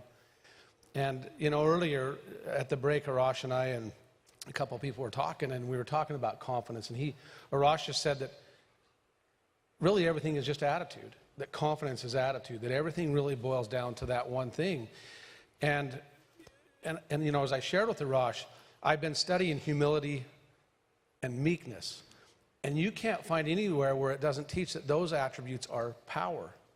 And it takes a respectable amount of humility and meekness to look at yourself in the mirror and be truthful and then accept the help. You know, on a phone call with Arash when he's blunt, or when Bob's teaching you, or to be coachable. And because the truth is all these war weapons that we carry around inside of us that are fighting is the very thing that I fought for a long time on confidence. And so I think self-image, in listening to Bob, it's the number one key. I'm glad you said that, because when I'm back there watching the seminar and kind of overseeing the live stream, I'm taking notes, and Bob and Sandy will be teaching about something, and maybe it's gratitude this morning. I'm like, oh, gratitude is everything. And then it's like, wait, no, attitude is everything. That's like the number one thing. Confidence, it's everything. It's the number one thing. Like, so I'm like, have all these notes where it's like that one word, and then it's circled. So I'd like to know from each of you, what is like the number one thing? For me, it's attitude. I would say there's a 1A, 1B. It's attitude and self-image. See, it's both. It's everything. That's right. Yeah, I would have to agree. Attitude and self-image. I would have put self-image out first because consciously, that's probably the thing that I have worked on within me the most that has led to my greatest success. But without the right attitude, I would have never been able to do that. Yeah. If I didn't have the attitude that it was possible, or that if I didn't understand that, I probably wouldn't have worked on the self-image in the way that I have. You wouldn't have even seen the opportunity. I wouldn't have even seen the opportunity. I would not have had the awareness. So I think they're very closely linked. To be successful in anything that you do, it does start with attitude, but then you need the guidance and the direction, and you need the right information at the right time. And that's what I've had to pull it all together. Yeah, I think, honestly, you could just put that on your list, that attitude and confidence is really it. And here's why, in my perspective anyways, is that it takes a really strong level of confidence and attitude to get yourself to shut the heck up, to calm down that stuff that's inside. And I think that anybody that can control that committee, if you will, that's on the inside, as Bob's talked about, the outside, you have to have the right attitude. And I agree with Rosh 100%. I used to think that attitude is somebody who just was optimistic. You know, hey, you have a good attitude. But it's really not. It's those images, and it's those pictures and those conversations and all those things that you have with yourself. And if you don't have that understanding, I would guess that learning about attitude and gratitude, all these things, I think it's like learning a language. You have to be willing to put the work in and learn it and then apply it. Otherwise, it's just more of what we're talking about. You could follow gratitude and attitude because there's 100 things, but I really do believe that it is attitude and confidence and self-image. Thanks. That's so good. Now, let's switch gears just for a minute and talk about decision and how decision plays a part in someone's success. You know, like I said earlier, I agree with Karen. I think decision is the starting point for everything, because until you make a decision, nothing changes. You know, so I think about when I made a decision. You know, I was at an event just like this back in, you know, the late 2000s, or, you know, 2008, 2009, and it was called Create Your Own Economy. And I was in the audience, and Bob said, there's going to be 3% of you who are going to make a decision that's going to change your life. And he said, make sure you're one of those 3%. And I didn't really know what he meant by 3% at that time. I was really new to it. But I said, I'm going to make a decision that a year from now I'm not going to be here. So I know I've talked to many people who that I've worked with who are in the audience here who've made decisions, you know. And I see so much that's happened to them. Like, I look at Julie, I mean, one of the most amazing transformations, you know. Absolutely love working with her because she made a decision Then she didn't make a decision, then she did, and we would keep working together until she did, you know. I have Verinder, who's, I don't know if he's in the room right now, but he told me at the break yesterday that he achieved his first million, which is amazing from where he was when I met him. So you talk about the decisions that I had to make, that Julie had to make, that Verinder, I mean, I could say a number of people, Yeah. you know. That's so good. So you have this unique opportunity to watch people with really ordinary results change, make a decision, expand their lives, and get really extraordinary results. That's something all three of you have in common. And I'd like for each of you to share a success story, if you have one, of one of your clients who's really done something spectacular. Boy, you know, there's so many. I don't want to miss anybody, but I can think of really one in particular, actually two. I mean, he's sitting here. I have a gentleman that I've worked with for a while named William Chirac that's here in the audience that just a few short years ago made a decision to come to Matrix, and I look at where he's at. I have another gal that I've worked with named Melissa, and it took me 3 times on the call to get her to see the value of herself. It wasn't the investment. It wasn't what it was going to cost her to do the Matrix. It was her exact words were, I've never invested like this in myself. I just don't see the value. And today, in maybe 4 years, she went from earning just a few $100,000 to earning, I mean, her net worth's over $50 million today, and she's working all over the world. And I think I've asked her, in fact, just at New Year's we were talking, because, you know, she follows Bob to a T. And you won't find her one day not posting any, I mean, she's always posting about what she's learned from Bob. She's always studying the inner circle. But I asked her, I said, so 4 years ago in February when we did this call, what if you'd have said no? What if you'd have said no? And she has influenced hundreds of thousands of people around the world, not only with her skill set, but her products. That's so good. How to choose one? I can't, Mikey. I'm going to have to share a couple of short little stories. Okay. You know, I think one of the things that's so amazing about being a PGI consultant is just the diversity of the people that I get to work with. And everyday people, and I always say real people, real results, and that's really what it is. You know, to have someone walk in that has a dream, has a goal, something that maybe they've wanted to do their whole life, and then in a relatively short period of time, compared to how long it had taken them before to make small changes happen, they can experience really big quantum leaps. And I've got a couple of clients that I can think of. A client of mine, Christine, who used to work in government, started a company, ended up bringing her husband and her brother into it. Within 18 months, they were turning over $100,000 a month and they have done their first million. So, you know, that's a pretty short period of time. Most people would spend their whole life trying to make $1 million. I got another couple of clients, Rachel and Michael, who own a Girl Director Academy, and they've done a number of other programs before they started to study with me, and you know they've taken their business globally in terms of training people how to use video in their business to grow their businesses. Another client, Emma, she studied with me, and I don't know if anyone remembers a few paradigm shifts ago when we had to write with our left hand. And she has done that now, coming up to every day for 12 months. Wow. She's studied every program that I facilitate, launched a number of businesses, and just anything she touches turns to gold. So, you know, when you've got that great foundation, you really can do anything. Thanks, Karen. I want to ask one more question. I'm going to ask all of you the question, and then I want to dive into what it means to be a Proctor Gallagher consultant and what that looks like. So how many of you at this point in the seminar know exactly what you want? If you could stand up, because I can't really see all the hands. You do know what you want. Maybe a third of the room. So the rest of you are still not sure what it is that you want. Is that right? Yes? Okay. So with 2/3 of the room not sure what it is that they want, what would be your first piece of advice? Well, for me personally, there's a couple pieces I'd say. I'd say number one, imagine if it was impossible to fail. What would you like spending your time doing? What would you like spending your days doing? Forget about how it's going to happen.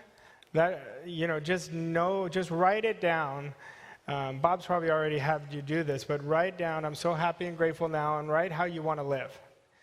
The second thing I would do is I would recommend you talk to us. Talk to some of our coaches so we can help you get clear, give you some guidance. It could be a 5-minute conversation that shifts you in the right direction. But I would really not worry about how it's going to happen. Just focus on how you want to live. Great. I would say 2 things. Number 1 is that your goal is not outside of you. You don't have to get it. It's already within you, waiting for you to become aware of. So don't struggle.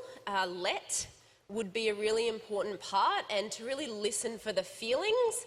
And like Sandy said this morning, like that fishing rod, kind of pull them through and see if it's weeds or if it's actually a fish on the end of the line. The second thing that I would say, this was an activity that I did well before I even knew who Bob Proctor was, but I took a sheet of paper, drew a line down the middle and wrote 10 things that I'm really good at doing. So other people would consider me an expert in them. And on the other side of the sheet, I wrote down 10 things that I love to do, but that I might not necessarily be that good at. And then what I did is I looked at the top 5 on both lists, and I started to join the dots, a little bit of lateral thinking. And that's how, way back then, I worked out that I wanted to combine my passion for flying and speaking and teaching and business development by combining those 2. So I created a keynote that was around aviation and business growth. So little exercises like that, little games you can play with yourself, get into that fantasy, and you will discover what it is that you really want. And like Arash said, there's a team of coaches here that can help you do that. Yeah, when you said that, it brought me back to Price Pritchard when he said that you know more than you think you know. Yeah. And I think inside we all know.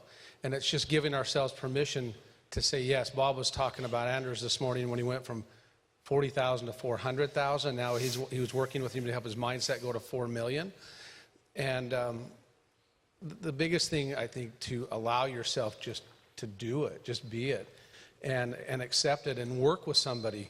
Again, this is a learned technique. This isn't something that's totally natural for most of us. Some it is, but for me it wasn't. But I had to gain trust for myself, but I had to let somebody believe in me, like Arash and Bob, before I could truly believe in myself. But just by being willing to understand that you know more than you think you know. And I think for myself, I defined myself for a long time by what I was doing physically in a career, but that's not really who I was. And just allowing myself the freedom to say yes, and that changes everything. Maybe the freedom to change your mind later.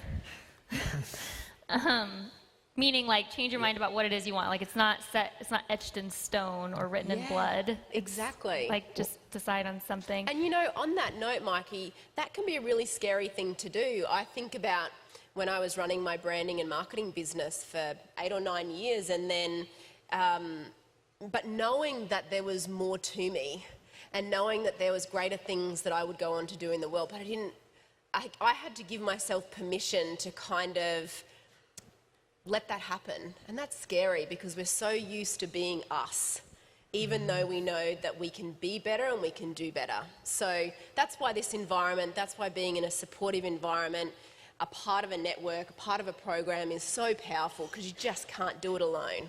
Yeah, and stay on track. Yeah, absolutely. Can I just add to that too? Because this morning I was sitting with my mentor, taking some just some incredible advice on how to look at things. And he said to me, it's an experience, it's a process, enjoy the process, right? 1 year, 3 year, 5 years is going to come whether we do one thing about it or not, and it just disappears.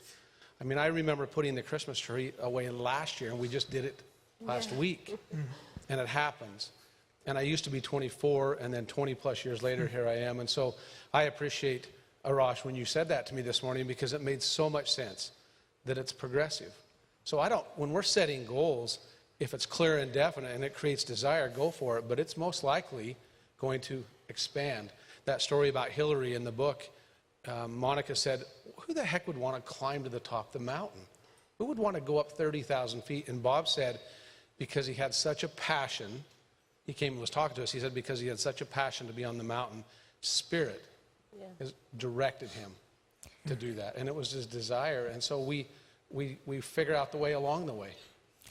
You know, I think a lot of people can relate to goal setting and they get that little glimpse of desire, but then a big glimpse of fear comes in, or like Sandy told earlier, when there was another voice in her head that said, no, you can't do that. So it was simultaneous. I want this. No, you can't do that.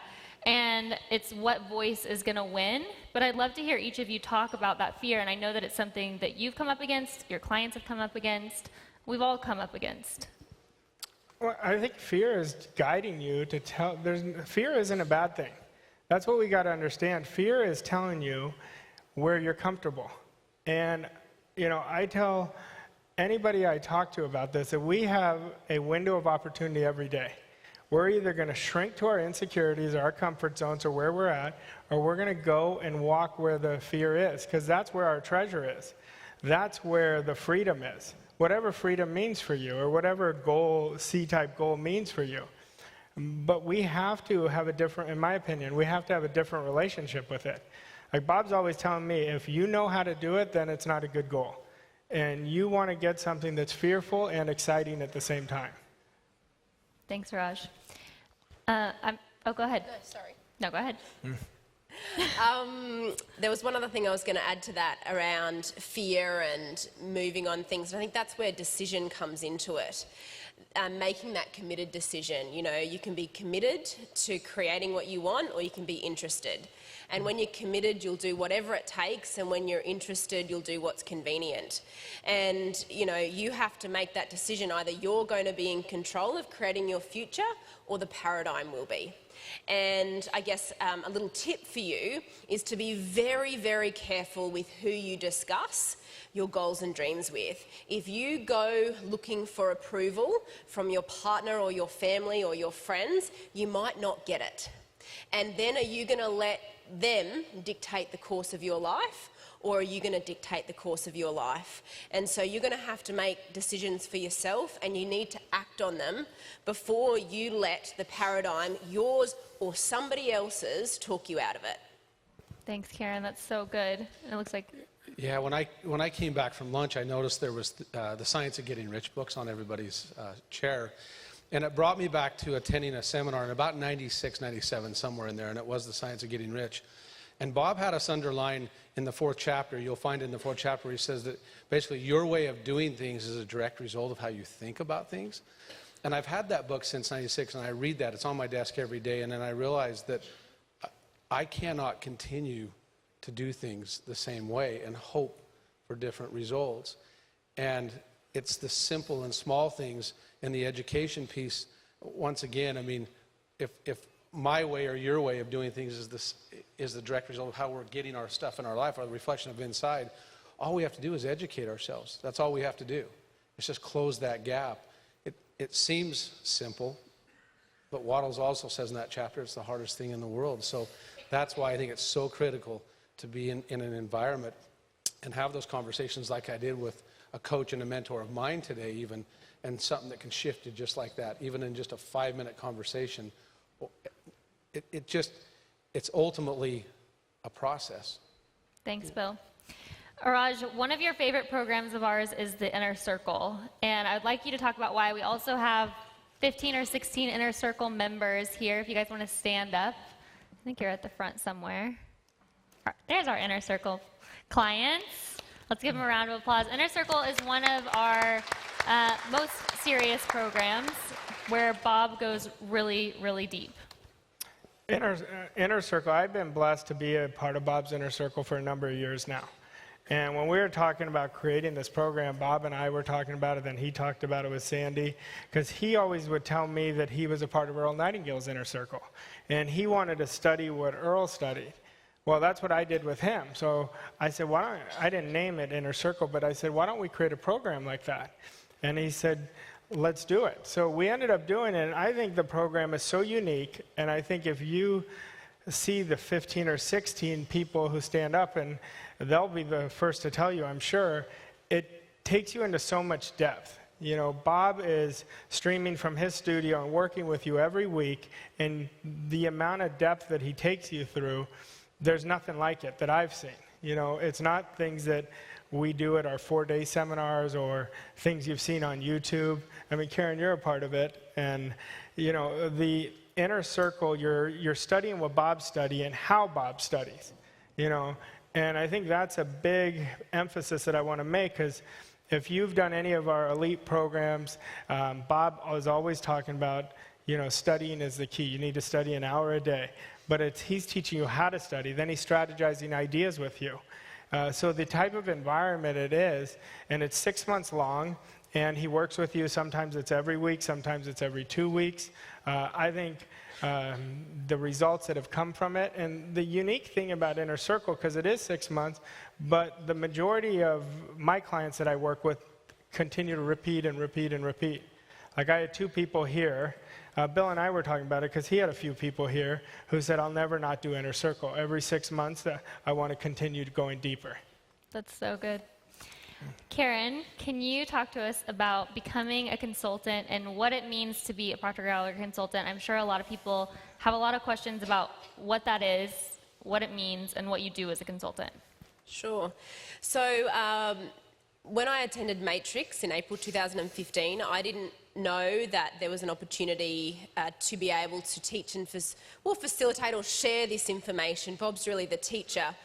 And the Proctor Gallagher consultant opportunity was offered to me, and I fell in love with it. I thought, this is amazing, the fact that I can bring this back into what I was doing and build a business around it. So when you become a Proctor Gallagher consultant, it's like you've got your own business. You're in business for yourself, but not by yourself.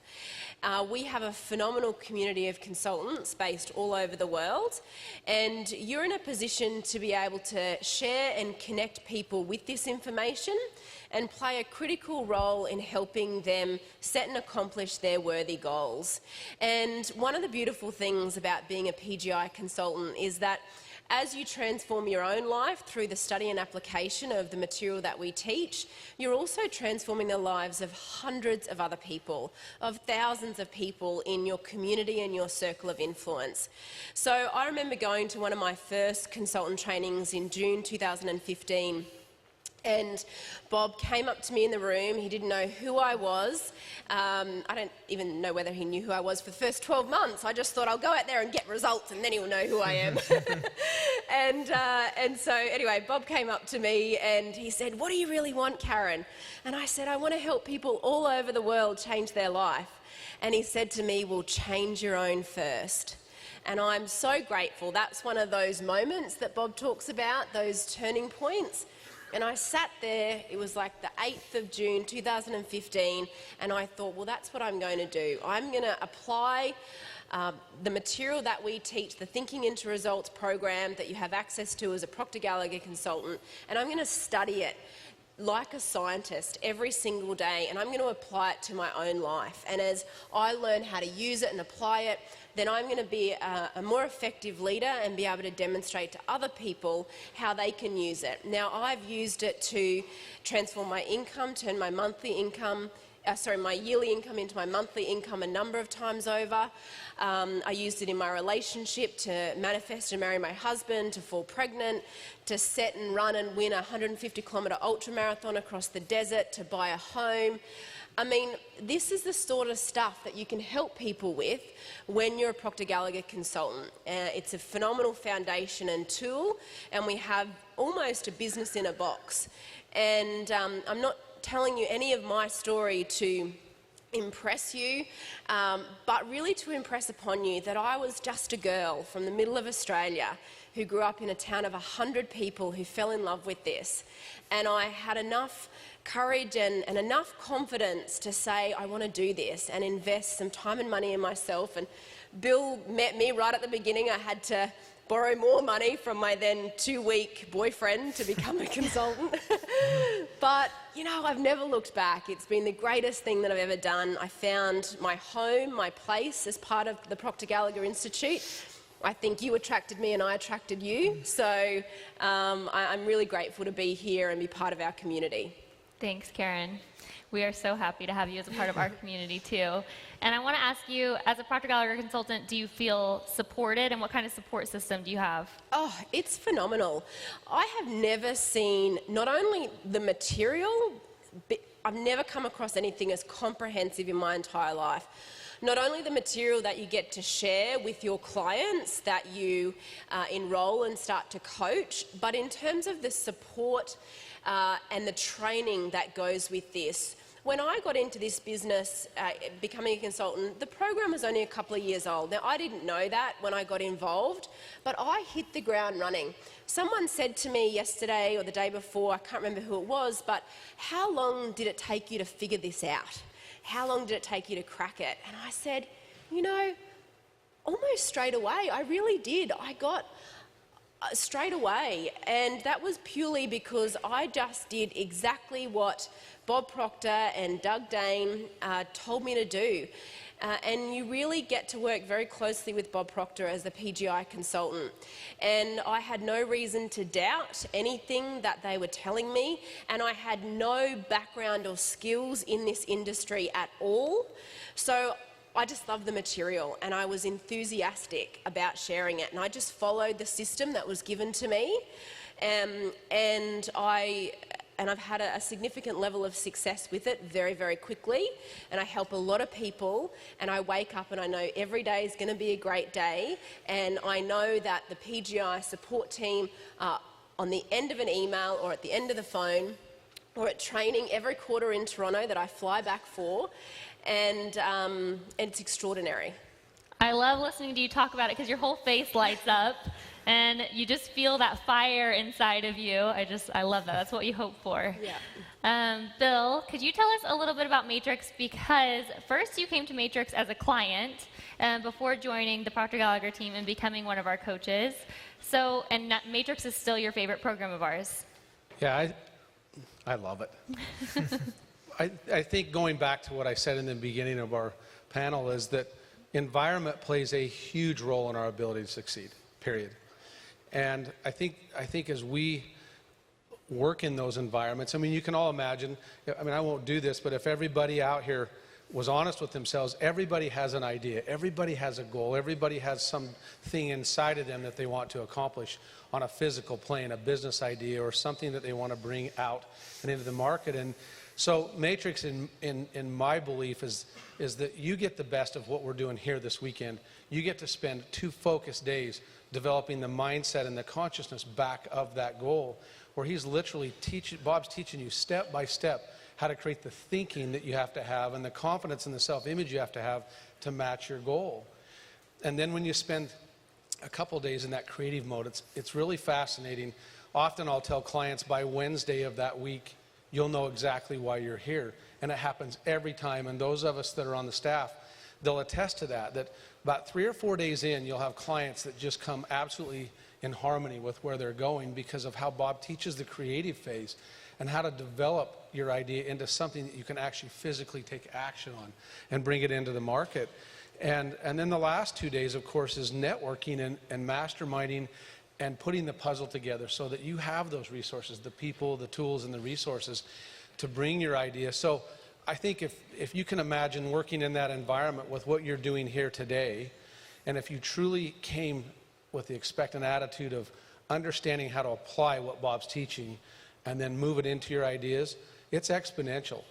And the people that we've worked with, I know anybody on our staff that's been here long enough, we have seen huge results from our Matrix clients. And it's really a blessing and a treat to watch the success that's coming from that conference. Thanks, Bill. Now, I know each of us 4 have been to countless 3-day seminars. I don't even know how many, maybe 30, 40. And I love these seminars because I feel like there's such a good jumping off point, no matter if it's your first one, your second one, your 15th seminar. It just springboards you to the next level if you take the next step. So if you can, in here, decide what it is that you want and what you're going to do next. And so I want to ask you guys 2 questions each to kind of wrap this panel up. The first one is, if you could tell everyone in the room one thing to take away from this weekend, to not forget when they leave, because the seminar doesn't stop when you leave, and we want you to create success once you leave here and get those goals that you've set for 2019. So what is your one piece of advice to give everyone in here? Well, my biggest advice, you're getting a lot of information. Focus on one idea from here that really connects with your heart. You know, instead of focusing on trying to do everything Bob says or everything Sandy says or everything we're giving you suggestions up here, you guys are each unique and you're going to connect with something different, but focus on one. And when you leave here, focus on that one idea for the next 6 months. And it will enhance everything you're doing towards your goal, towards your, if you guys have business ideas, you want to create other sources of income, I would focus on that. Thanks, Raj. Karen? I would say take as much action and make whatever decisions are necessary. Do it while you are here, because you're in the vibration that's in harmony with your goal when you're here. And when you leave here and when you get to the airport, the vibration's not so good. Or whatever environment you're going back into, and it's going to be so much harder for you to take that next step because the paradigm will be louder and you won't have the people, your table, your mates around you to really encourage you to take that next step. So that's a strategy, a tool that that's helped me over the last few years, that whenever I'm at these events or whenever I'm at consultant training, any decisions that I need to make that I know are going to move me towards my goal, and any actions that have to go with those decisions, I do as much as I can while I'm in that environment to set myself up for success the moment that I leave the room. So that's what I'd encourage you to do. Yeah, that's really good. I'm convinced that perception is everything. And as Bob taught me, he said, we don't assist people in changing their conditions. We help them to change their perceptions. So I would say leave here, first of all, while here, on your way out of here, allow yourself or give yourself permission to just change the way you see yourself, just a little bit, and change the way you see what you've learned, and just allow it into your life. Just make space, open the door, just enough to let it in. Somebody said once that when one door closes, another one opens. I actually don't believe that. I believe when one door opens, if you walk through, another one opens. And I think you just have to change and reframe just a little bit, so allow yourself to do that. I love that. Thank you, Bill. Real quick, everyone has a card that looks just like this one on the table, and the card has our 4 programs on it, 4 of our programs on it, and then a spot for your name, email, and phone. If a program piqued your interest this evening or this weekend, you can check the program and then fill in your name, email, and phone. If you're not sure if you're interested in a program, that's fine too. And if you want to set up a conversation with one of our coaches, you don't have to check a program. Still fill in your information, and you can set up a time to talk to one of our coaches. They can help you discover what it is that you want, help you kind of cement what it is you want, the goal that you want to leave here with, and what your next steps might be. Any final thoughts?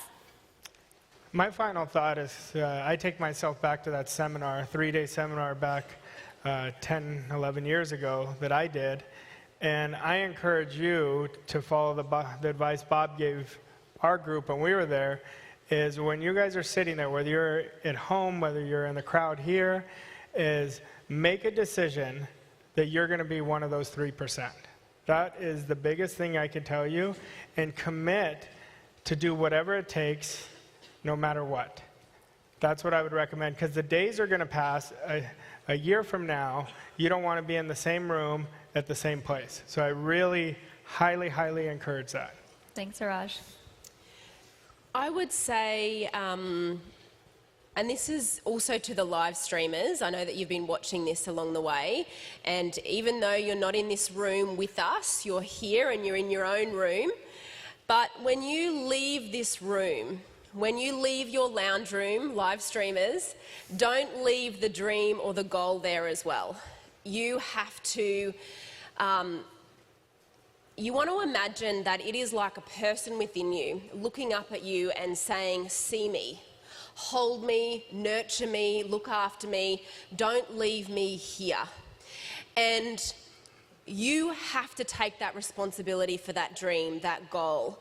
If you leave it in the room, it's like a little kid that has nowhere to go. And you can't do that. This is your life.